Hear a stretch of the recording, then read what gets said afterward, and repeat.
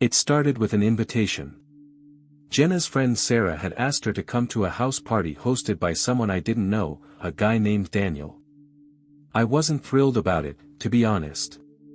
We usually did things together on weekends, and the idea of her heading off to a party with people I didn't know rubbed me the wrong way. "It's just a casual thing," Jenna said as she stood in front of the mirror, curling her hair. Sarah insisted. She said I need a night out to unwind. Unwind from what? I asked, leaning against the doorway. You've never mentioned being stressed. She paused, glancing at me in the mirror. Work's been a lot lately. I thought you'd be okay with this. I didn't say I wasn't, I replied, though the edge in my voice made it clear I wasn't thrilled. She sighed, turning to face me. Adam, it's just a party. I'll be back by midnight. I nodded reluctantly, not wanting to come across as controlling. Fine. Just, be careful, okay? Her smile was quick and reassuring. Of course. I'll text you when I'm on my way home. Jenna left the house around 7 p.m., dressed more elegantly than usual. Her short black dress hugged her figure, and her makeup was done in a way that felt less like casual night out and more like date night. I couldn't shake the unease as I watched her leave. I spent the evening trying to distract myself, flipping through channels and half-heartedly scrolling on my phone. But the quiet of the house felt oppressive, and my mind kept wandering to Jenna at that party. By midnight, I still hadn't heard from her. I texted her, keeping it light, "Hey, everything okay?" No response. By 12:30, my worry started to morph into irritation. I texted again, "Jenna, are you coming home soon?" Still nothing. It wasn't until almost 2 a.m. that I heard her keys jingling in the lock. She stumbled inside, her cheeks flushed, her hair slightly messy. "Late night," I said, unable to keep the bitterness out of my voice. "Sorry," she slurred slightly, kicking off her heels. "Lost track of time." "Lost track of time?" I repeated, crossing my arms. "You said you'd be home by midnight, Jenna." She sighed, waving a hand dismissively. "We were just having fun. No big deal." Her casual tone only fueled my frustration. "You could have at least answered my texts." She gave me a tired look. I didn't see them. My phone was in my purse. I wanted to press her, to ask why she'd been so late, but the way she swayed slightly on her feet made me stop. "Go to bed," I said instead, my voice tight. "We'll talk in the morning." "Fine," she muttered, heading upstairs without another word. The next day, Jenna acted like nothing was wrong. She chatted about the party as she made breakfast, describing the house, the music, and Sarah's antics. But something felt off, like she was deliberately keeping her answers shallow. "Who else was there?" I asked, trying to sound casual. "Oh, just some of Sarah's friends," she said, avoiding my gaze. "Did you know anyone else there?" "No," she said quickly. Too quickly. Her answers only fueled the gnawing doubt in my chest. Later that week, as I was grabbing something from Jenna's bag, I noticed her phone light up with a notification. A message from a number not saved in her contacts. "Had a great time with you at the party. Can't stop thinking about you." My stomach dropped. I stared at the message, my mind racing. Who was this? And why were they texting Jenna like that? When she came downstairs, I held up her phone. "Care to explain this?" I asked, my voice tight with barely restrained anger. Her face paled as she saw the message, and she snatched the phone from my hand. "Adam, it's not what you think." "Then tell me what it is," I demanded. She stammered, clutching the phone like it was a lifeline. "It's someone I met at the party. He's just being flirty, that's all." "Flirty?" I said, my voice rising. "And you didn't think that was worth mentioning?" "Because it's nothing," she said defensively. "I didn't encourage him. I stared at her, my heart pounding. Then why didn't you shut him down? Why is he texting you at all? Her silence was deafening. That was the moment I knew, something had happened at that party. And I wasn't going to stop until I found out the truth. Jenna's silence was more damning than any confession. She stood there, clutching her phone, her lips pressed into a thin line as she avoided my gaze. Are you going to say something? I asked, my voice sharper than I intended. She finally looked up, her eyes glistening. Adam, I swear it's nothing. He was just being friendly, and maybe he misread things. Misread things? I repeated, incredulous. What the hell does that mean? What exactly did he misread? Her hands trembled as she set the phone on the counter. We were talking, okay? At the party. It was harmless. But maybe I shouldn't have been so friendly. So friendly? I snapped, my voice rising. Jenna, he's texting you like he expects something from you. That doesn't happen from just friendly. She opened her mouth to argue, but then shut it again, tears pooling in her eyes. Did you do anything with him?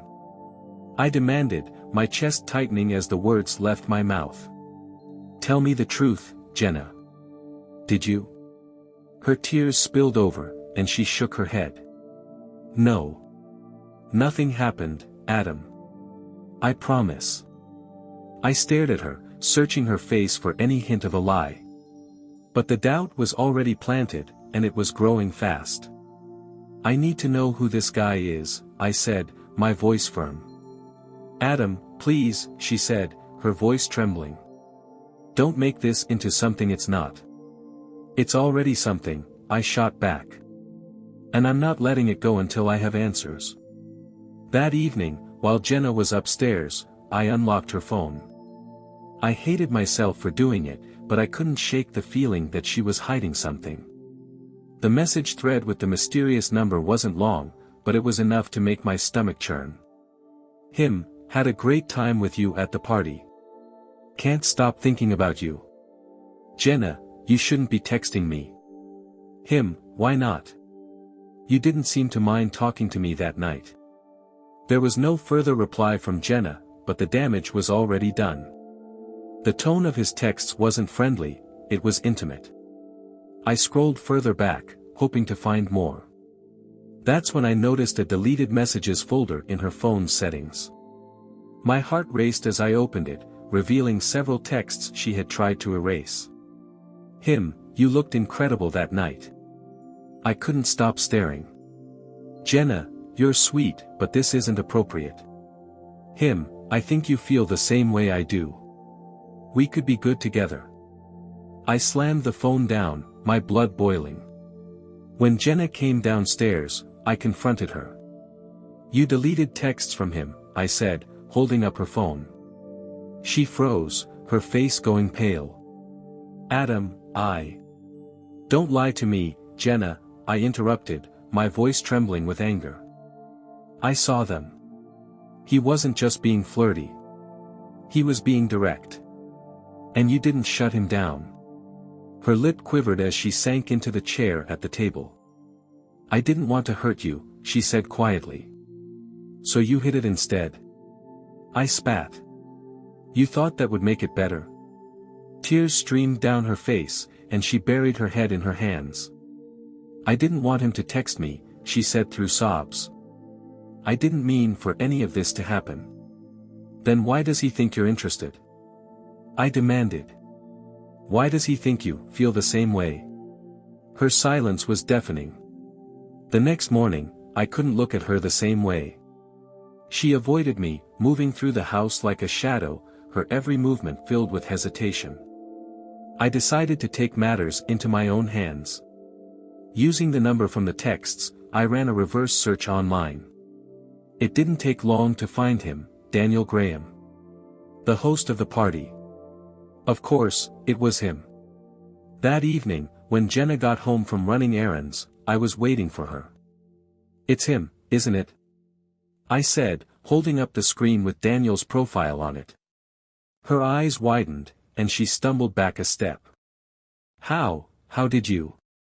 It doesn't matter how I know, I said, cutting her off. I need to hear it from you. Did something happen with him? Her lower lip trembled, and she looked away. No, she whispered. Not really. Not really. I repeated, my voice cold. What the hell does that mean, Jenna? Stop dodging and just tell me the truth. Her breath hitched, and she looked at me with tear-filled eyes. We kissed, she said, her voice breaking. It was stupid, and it meant nothing. I pushed him away and told him it was a mistake. Her confession hit me like a punch to the gut. You kissed him? I said, my voice trembling with rage. And you didn't think I deserved to know that? I was scared, Adam, she cried. I didn't want to lose you. You should have thought about that before you kissed another man. I shouted. She collapsed into a chair, sobbing uncontrollably, but I couldn't bring myself to comfort her. The weight of her betrayal was too much to bear.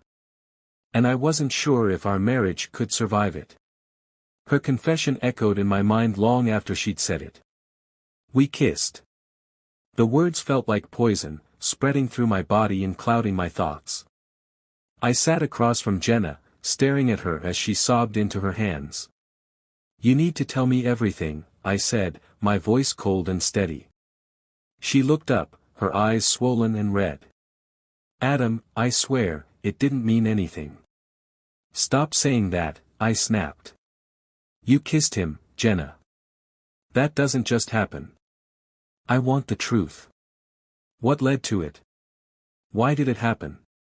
Her shoulders slumped as if the weight of her guilt was crushing her. She wiped at her face, her hands trembling. He was charming, Adam. At the party, he kept coming over to talk to me. He made me feel special. Special? I repeated bitterly. And I don't. She shook her head violently. That's not what I mean. You do. You always have. But he said all the right things. And I wasn't thinking straight. So, what? I demanded, leaning forward. He flattered you a little, and you decided to throw everything we've built away. No, she cried. It wasn't like that. I wasn't planning anything, I swear. We were talking outside, and then he leaned in, and I didn't stop him fast enough. You didn't stop him fast enough, I repeated, my voice dripping with sarcasm. That's your excuse. Tears streamed down her face as she nodded. I pushed him away, Adam. I told him it was a mistake, and I left right after. I didn't want this to happen. You didn't want it to happen, but you let it happen, I said, my voice trembling with anger. I was drunk, she whispered, as if that would somehow absolve her. Don't blame the alcohol, I said sharply. It didn't make you kiss him. You made that choice. She looked down, her hands twisting in her lap. I know, she whispered. I messed up. I hate myself for it. I stood, pacing the room as I tried to make sense of everything. How long has he been texting you? She hesitated, her silence speaking volumes. How long, Jenna? I pressed. Since the night of the party, she admitted quietly. He started texting me the next day. I didn't reply at first, but then. I didn't know how to shut it down without making things worse. I turned to face her, my anger boiling over. You could have told me. That's how. You could have been honest instead of hiding it. I was scared, she said, her voice breaking. Scared of how you'd react.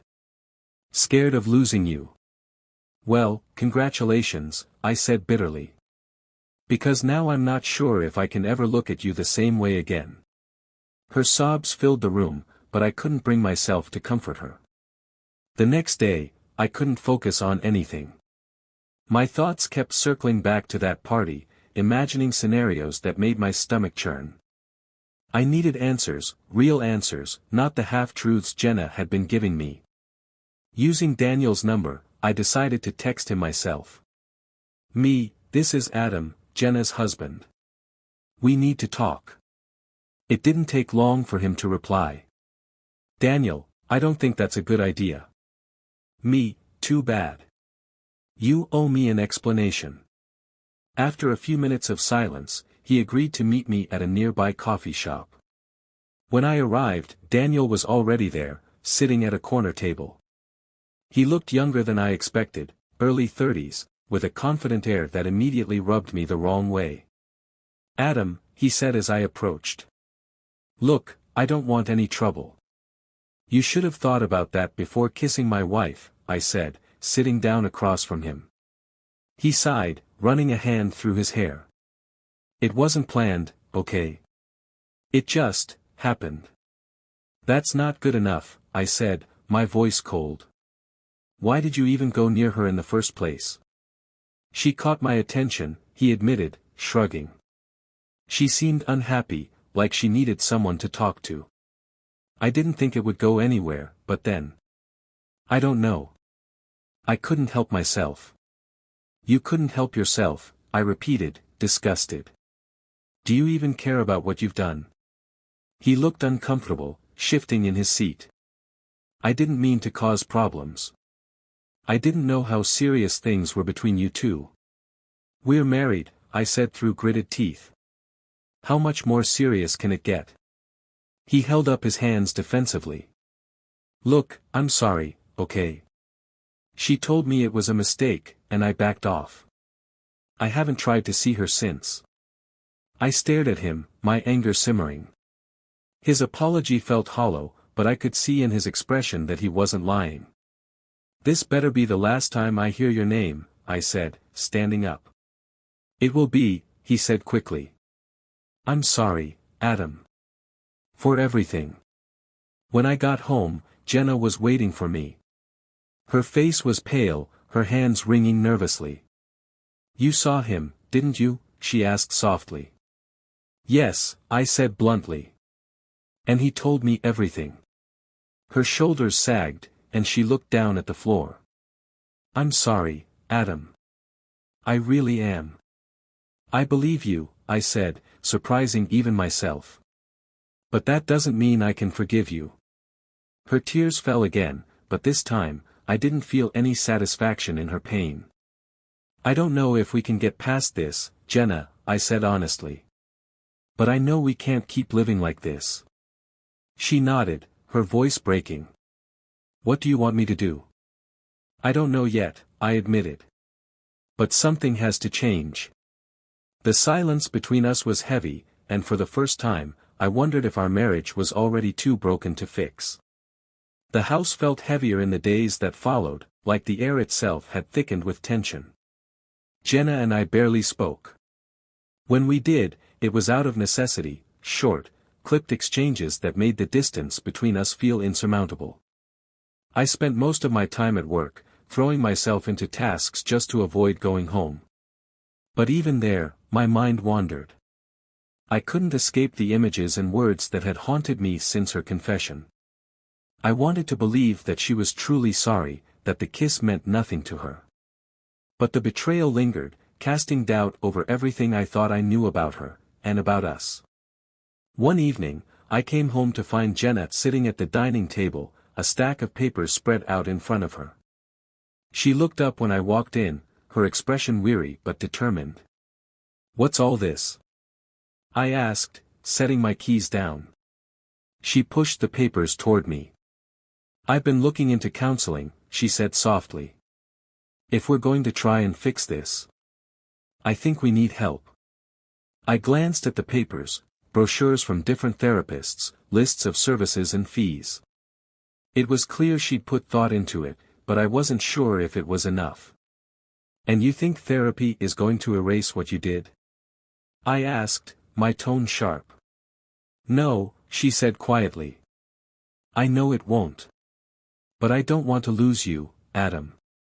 I'll do whatever it takes to make this right. I stared at her, my chest tightening. Part of me wanted to believe her, to believe that we could find a way back to each other. But another part of me, the part that replayed Daniel's texts and her lies, wasn't so sure. That weekend, we went to our first counseling session. The therapist, a calm and collected woman named Dr. Evans, welcomed us into her office with a warm smile. "Why don't you start by telling me why you're here?" she asked, looking between us. I hesitated, but Jenna spoke first. "I made a mistake," she said, her voice trembling. "I kissed someone else. And now, I'm trying to save my marriage." Dr. Evans nodded, turning to me. "And how do you feel about that, Adam?" I let out a bitter laugh. "How do you think I feel?" "Betrayed. Angry. Like I don't even know the person I married." Jenna flinched, but she didn't argue. "That's a valid response," Dr. Evans said. "Infidelity, whether physical or emotional, can deeply damage trust in a relationship. But the fact that you're both here tells me that you want to work through this." "Do we?" I asked, looking at Jenna. "Do you really want to work through this? Or is this just guilt talking?" "I want to fix this," she said firmly, tears pooling in her eyes. "I know I hurt you, Adam. And I hate myself for it. But I love you, and I don't want to lose you." Dr. Evans held up a hand to calm us. "It's going to take time," she said. "And it's going to take honesty, from both of you. Adam, you need to express how you're feeling. And Jenna, you need to be completely transparent moving forward." I nodded reluctantly, though a part of me still wondered if it was too late. Over the next few weeks, we attended more sessions. Each one forced us to confront uncomfortable truths, about our marriage, about ourselves. I learned that Jenna had been feeling neglected, that my long hours at work had left her feeling lonely and unappreciated. "You're not blaming this on me, are you?" I asked during one session, my voice laced with anger. "No," Jenna said quickly. "This was my mistake, Adam. I made the choice to kiss him. But I want you to understand why I was vulnerable to it." Her words stung, but they also made me think. Had I been so focused on providing for us that I'd stopped being present in our relationship? Dr. Evans helped us navigate those conversations, but the process was grueling. Some days, I left her office feeling hopeful. Other days, I left feeling like we were just prolonging the inevitable. One night, after a particularly draining session, Jenna approached me as I sat on the couch. "Adam," she said hesitantly, sitting down next to me. "I know I've hurt you in ways I can't take back. And I don't expect you to forgive me overnight. But I need to know, is there still a chance for us?" I looked at her, her face etched with guilt and sorrow. For the first time in weeks, I saw the woman I'd fallen in love with, the woman who, despite her mistakes, still held a place in my heart. "I don't know," I admitted honestly. "But I'm willing to keep trying. For now." Tears spilled down her cheeks, and she reached for my hand. "Thank you," she whispered. I didn't pull away, but I didn't squeeze her hand either. That night, I lay awake, staring at the ceiling. The weight of her betrayal still pressed down on me, but there was also a flicker of hope, hope that maybe, just maybe, we could find a way to move forward. It wouldn't be easy. It wouldn't be quick. But for the first time since that fateful night, I felt like we were at least taking a step in the right direction. And for now, that was enough. The days that followed our tentative truce were anything but easy. The cracks in our marriage were still there, jagged and raw, and no amount of therapy or promises could make them vanish overnight. But there was a glimmer of something new between us, an unspoken agreement to try. Jenna worked tirelessly to prove she was serious about rebuilding what we had lost.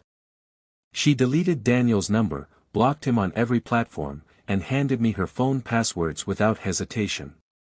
She checked in with me constantly, not in an overbearing way, but to show that she was being transparent. But transparency wasn't the same as trust. Trust was the hardest part. One evening, as we sat across from each other at the dinner table, Jenna broke the silence. "I was thinking," she began hesitantly, maybe we should take some time away. Just the two of us. No distractions, no outside pressure. Time away. I repeated, raising an eyebrow.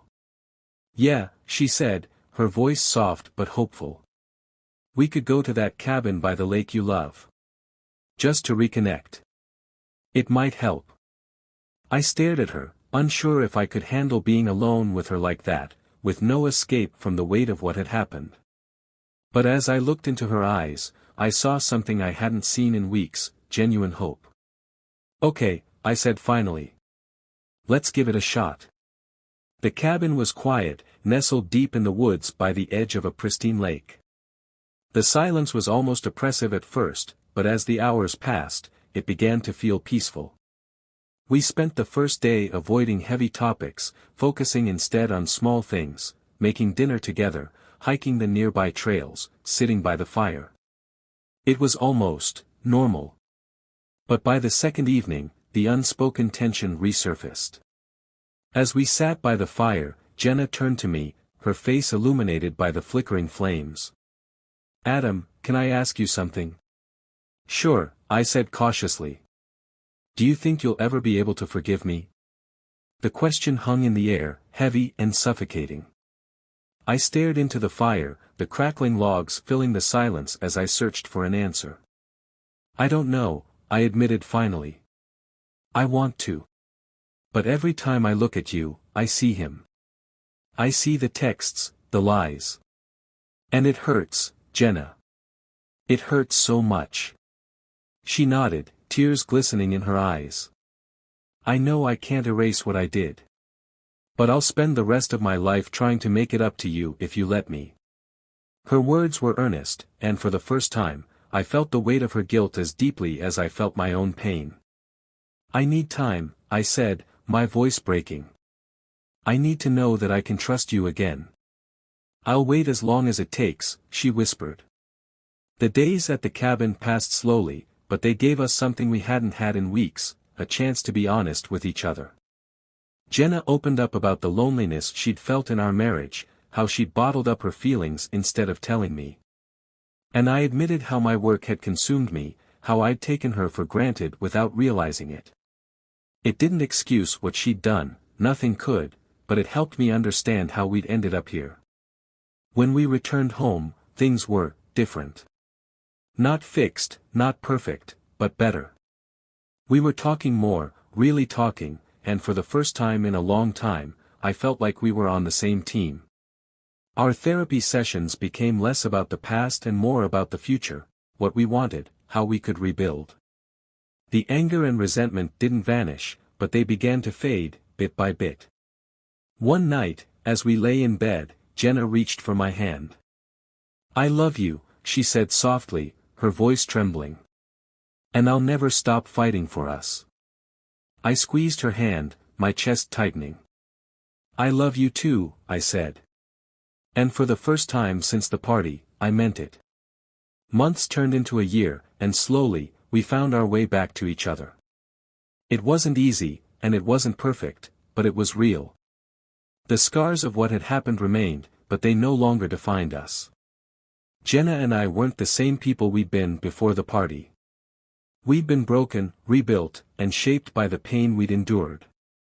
But in a strange way, that pain made us stronger. Because in the end, love isn't about never making mistakes. It's about choosing to fight for each other, even when it feels impossible. And we chose each other. Every single day.